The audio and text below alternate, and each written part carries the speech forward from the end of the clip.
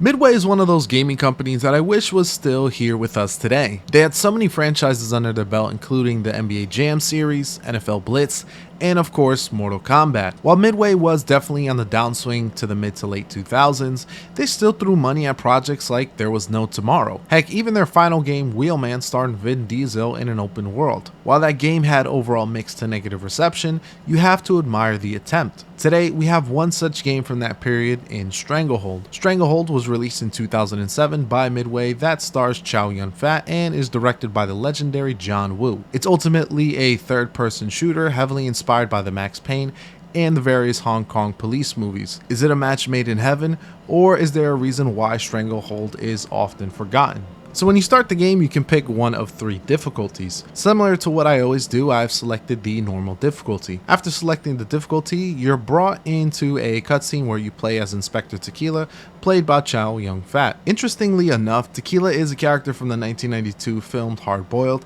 which was also directed by John Woo. Chow Yun Fat is basically reprising his role from that movie here. I haven't watched Hard Boiled prior to playing Stranglehold, so I can't tell you whether or not things are related to that movie. Either way, I wouldn't really pay too much attention to the story, and that's a shame considering the talent involved here. The John Woo style is definitely in full effect here with the large amount of pigeons that you'll see throughout. Unfortunately, there isn't enough for me to care about in the narrative. It's a typical story of a loose cannon cop who gets involved in a dealing between rival gangs. Eventually, you'll learn that this is much more personal with the obvious twists and turns. I'm not bothered by this predictable premise, but it's more in the execution. The pacing goes from pretty slow to incredibly rapid, with multiple big events happening in one cutscene. It almost feels like there is a checklist that Stranglehold needs to go through just because they are often in these Hong Kong police movies. I don't believe that the story was going to be this epic tale that is symbolic of something, but I expected at least some good popcorn fun with the narrative. At least we have the gameplay to follow up on, and at first it is very solid. As mentioned prior, you play in a third-person perspective where you can slow down time. This can be triggered with right-click or by performing certain moves. This can be as simple as a dive to more complex maneuvers like riding on a cart and shooting your enemies. The combat is fast and frenetic, meaning that you'll need to wisely use the bullet time,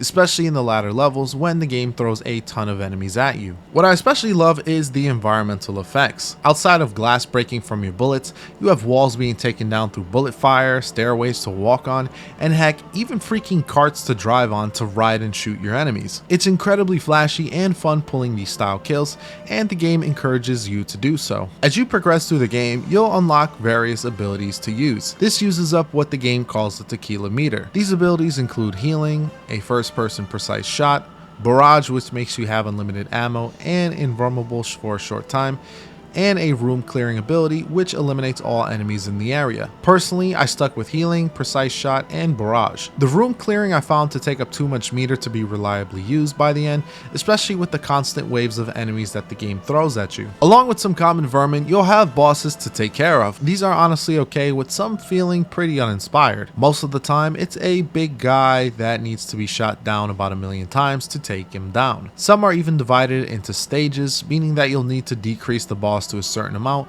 before you can proceed with the next thing. Outside of one or two, the game would have been better without these boss battles. It's a bit immersion breaking when you shoot 1,000 bullets into the head of your enemy while one bullet takes them out in a cutscene. This is what I'd like to call a gameplay and narrative clash. While this all does sound good at first, it eventually does get pretty samey by the end. Instead of creating interesting set pieces or level design or really expanding on the bullet time mechanic, the game just decides to send more and more enemies. Later enemies also tend to wear armor, meaning that anything less than a headshot will take a crap ton of bullets to take down. Heck, there are even enemies with helmets, making combat encounters feel artificially longer with all the bullet sponges. There's also a lack of weapons to play around with. You'll start off most levels with your standard dual pistols, but can find shotguns, assault rifles, SMGs, light machine guns, and rocket launchers. There are also golden pistols that you can find which one-shot most enemies, but those are pretty rare and only have a few bullets when found. You'll encounter a majority if not all of these weapons within the first couple of hours of gameplay. Each weapon type only has one variation of the weapon,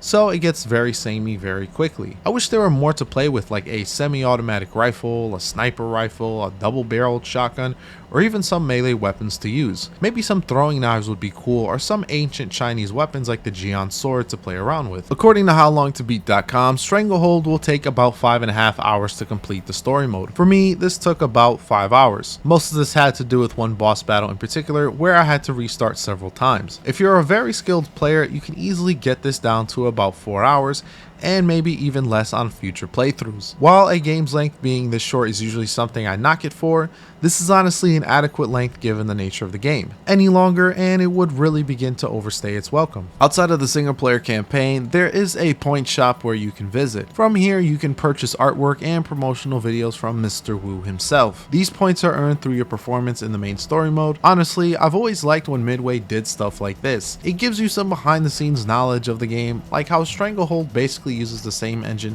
as PsyOps the Mind Gate Conspiracy. There's even a gameplay video using the models and assets from that game.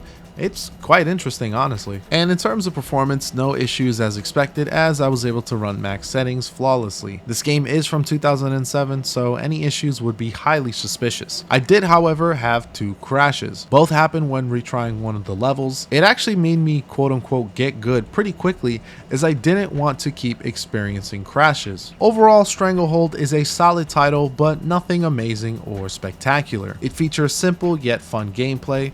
The environmental interactions are great, and John Woo's signature style is definitely felt throughout. Unfortunately, the story isn't very good despite the people involved, the weapon variety is thin, the boss battles are underwhelming, and the game gets repetitive despite the short length. Still, I can recommend it to fans of bullet time shooters similar to Max Payne. This game is currently being sold on GOG for $10, but is often on sale for even less. Despite the flaws, any game that lets me slide on a cart to shoot people in slow-mo is at least trying.